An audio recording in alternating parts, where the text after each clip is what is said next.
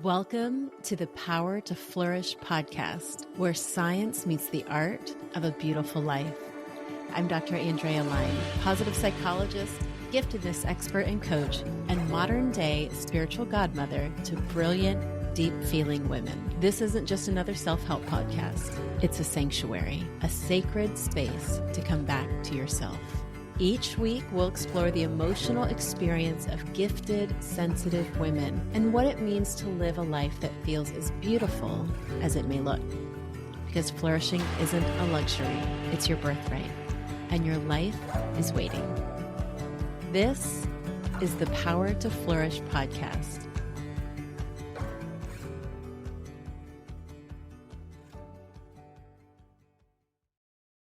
Okay, so you've done the work.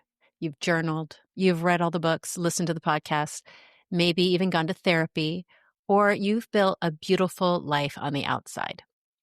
But if you're being honest, something still feels off. What if the ache you feel isn't something to fix, but a signal that you were never meant to fit into the small boxes the world handed you? What if your sensitivity, your hunger for depth, your perfectionism, even your intuition weren't problems, but clues to your original design? Hang in there with me. Let me tell you a little bit of my own story. I remember sitting in a home that looked picture perfect. I had come to a place in my life where everything that I had dreamed about and more had come true.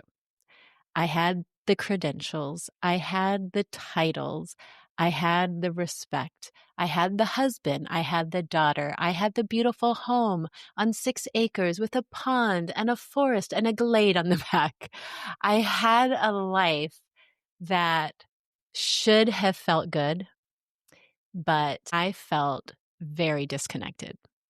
Not depressed, just this quiet ache, like I wasn't fully alive.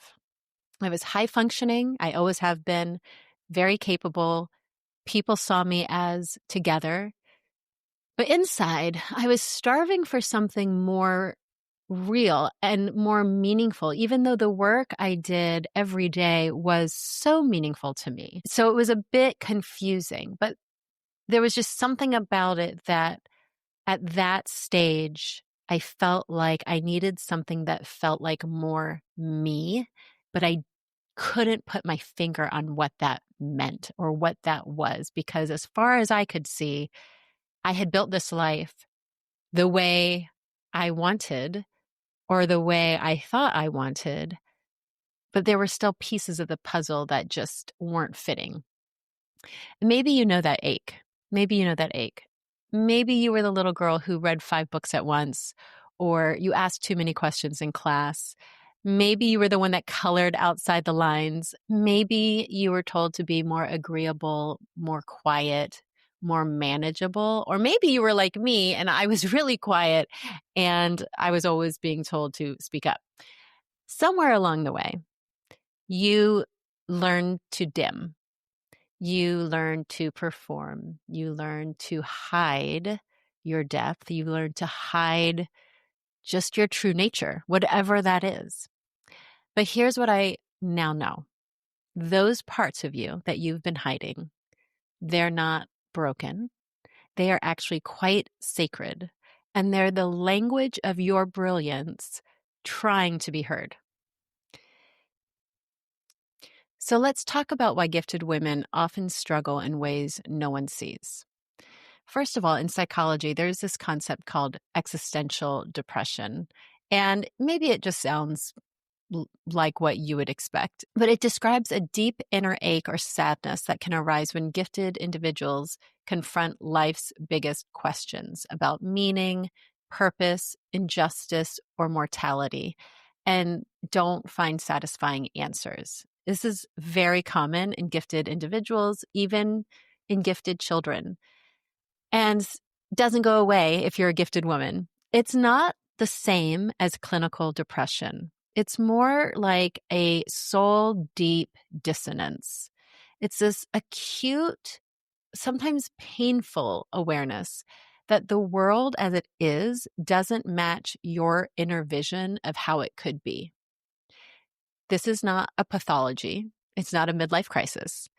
It is simply your soul remembering who you are, and not that non-gifted people don't struggle with this, but it's definitely a more intense experience that most gifted people deal with. We can also look at the struggle through the lens of internal family systems, or IFS.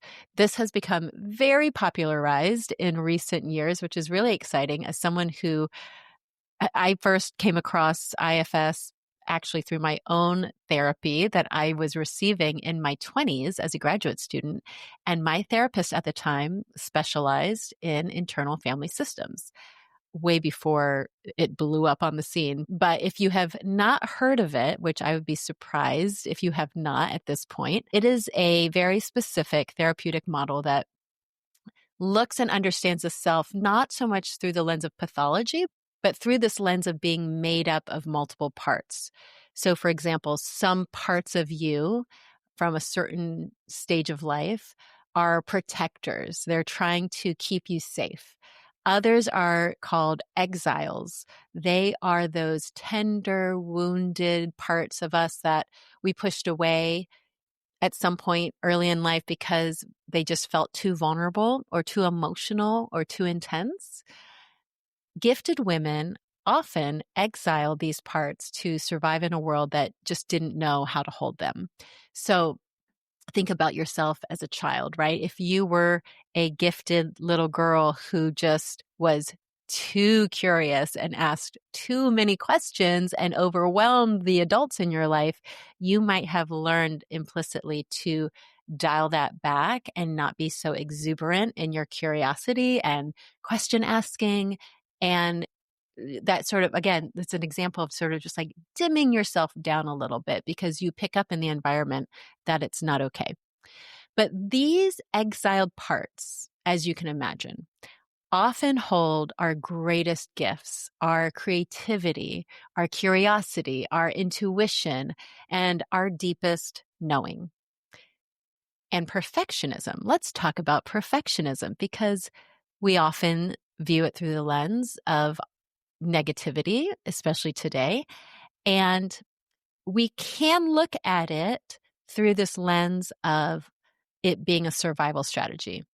It is a way to earn belonging in systems that didn't see your sensitivity as a strength.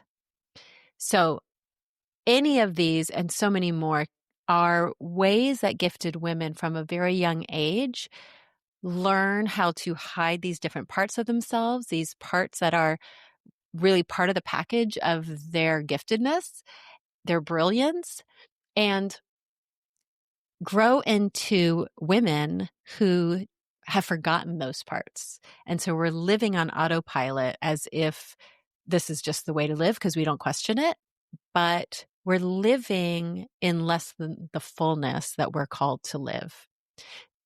And I have to say that even traditional therapy can fall short here because what traditional therapy, and I'm not saying all therapists do this or all types of therapy do this, but we're just going to generalize traditional psychotherapy in the Western world.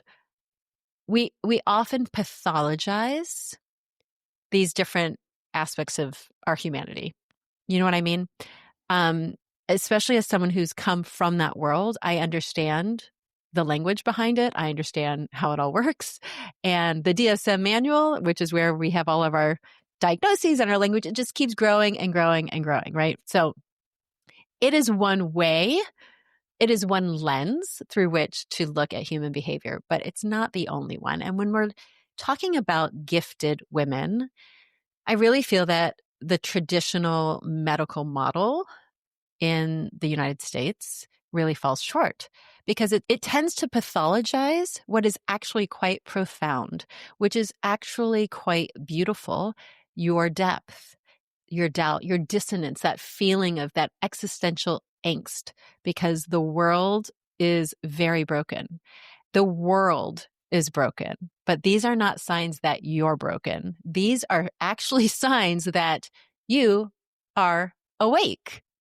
So, one last piece of research that I wanted to just share with you here, and I'm sure on another episode we'll do a deep dive on this, is the work by Dr. Kristen Neff, who, again, most of you by this point have probably heard of her, even if you don't know her name. She is the one who's really behind a lot of what we know today about self-compassion, the work of self-compassion. And that is such a huge piece for gifted women, for all women, but for gifted women in particular, to understand, because it can help us shift from a place of self-judgment to this place of gentleness, acceptance, kindness towards ourselves. And I can say that her work has made such an impact on me over the last, over a decade now, since I was introduced to her work as a therapist, but I've certainly used it for myself personally. This is so useful, especially for women with really high standards, which is usually the gifted woman, really high standards. It's this practice of reclaiming that inner kindness towards ourselves. That is an act of radical self-trust. So I mentioned a few of these things like internal family systems or perfectionism or self-compassion, things that we'll unpack in more detail at a later date. But I offer them here just to sort of normalize and reframe this experience of a gifted woman. If you can resonate with any of this, just know you're not alone. So, how do we begin to reclaim what has been buried?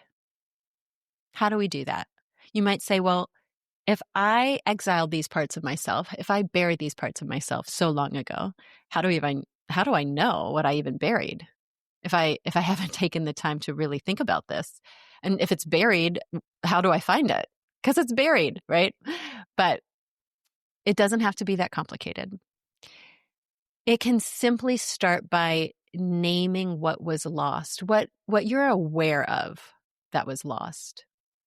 And there is a process that you begin to go on once you start opening yourself to this line of self-discovery and a sort of awakened awareness to yourself, that you may not remember every little thing. You may not really know or remember all the things that have been buried, but I promise you, as you take each step, more and more will get revealed to you when you take the space and you take the time to do this work. So we're going to do it right now as we close out today's episode. If you're not driving and if you're not washing the dishes or going for a run, I want you to join me. If you are actively doing something, I want to encourage you to pause the podcast. And when you're in a place where you can get quiet and just take a moment to yourself, continue listening. Okay? So, take a breath with me. Place your hand on your heart. And just take a deep breath. And I want you to ask yourself, what parts of me did I learn to hide just to survive? What parts of me did I learn to hide just to survive? And where have I mistaken my gifts for liabilities? Where have I mistaken my gifts for liabilities? And just notice if anything comes up. There might be something that immediately comes to your mind.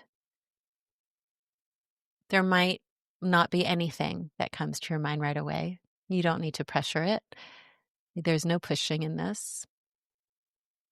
But I recommend that after this podcast, you just sit with those questions. And I'm going to give you a journal prompt in addition to those that you can sit with at a different time, and just ask yourself, where in my life have I been told I'm too much? And what if that's exactly where my superpowers lie? Where in my life have I been told I'm too much? And what if that's exactly where my superpowers lie? Okay. And then lastly, as we close out, just again, place your hand over your heart and say with me, there is nothing wrong with me. I am not too much. And I was made to be whole and beautiful. Now, you may have a different belief system than I do, but I want to say that I believe that God did not create you to be small or hidden or to be someone that believes a lie, that there's some part of you, the way that you were made, that is wrong, that He made a mistake. I just don't believe that God made mistakes when He wired us the way He did.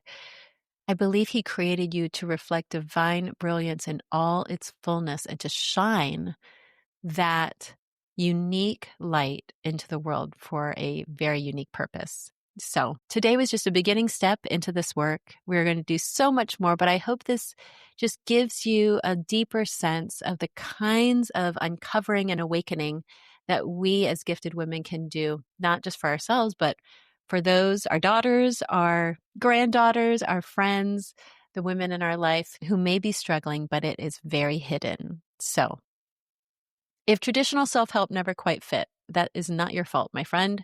You are wired differently and so, so beautifully. I would love to hear what resonated for you, and you can book a free call with me if you are curious and you're just wondering, what might this work look like? If you're thinking, I'm ready, like I've heard enough. I'm ready for a deeper transformation, or maybe you're not quite ready, but you are just curious. You can book a totally complimentary flourishing call with me. You can just go to the show notes and find the link there. I would love to chat with you. And just remember, you are not a misfit. You are a masterpiece. And you're flourishing. It's not just possible. It is absolutely your birthright. Until next time, take care of your brilliant, beautiful self.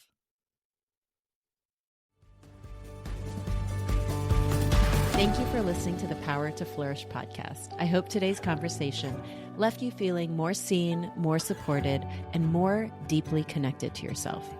And if this episode resonated, would you take a moment to subscribe, leave a review, or share it with a friend? It's one of the best ways to help this work reach the women who need it most. You'll find show notes, links, and resources from today's episode at powertoflourish.com. And now just a quick reminder, this podcast is for educational and informational purposes only. It's not therapy, medical advice, or a substitute for professional support. And listening doesn't make me your therapist or doctor, though if you're looking for a coach, you know where to find me. All right, beautiful one, that's it for now. Until next time, trust yourself, honor your gifts, and keep flourishing.